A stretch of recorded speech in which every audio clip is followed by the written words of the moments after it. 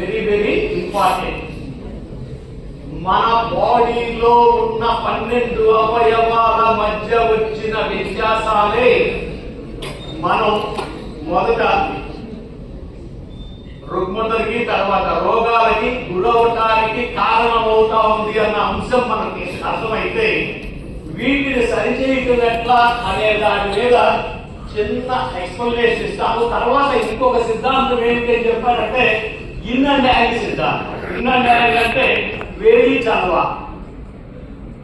మన బాడీలో ఉన్నటువంటి ఈ ఆర్గాల ఫలితనంలో వచ్చిన మార్పుల మూలంగా ఒక్కొక్కసారి వేడి పెరుగుతుంది, ఒక్కొక్కసారి చల్లదనం పెరుగుతూ ఉంది. వేడి పెరిగినా ప్రాబ్లమే, చల్లదనం పెరిగినా ప్రాబ్లమే.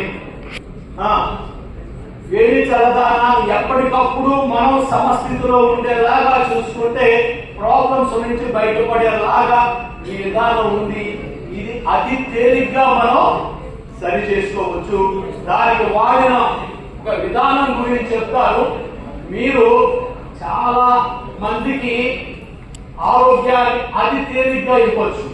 అదేంటి అంటే మోడీ గారి మన ప్రైమ్ మినిస్టర్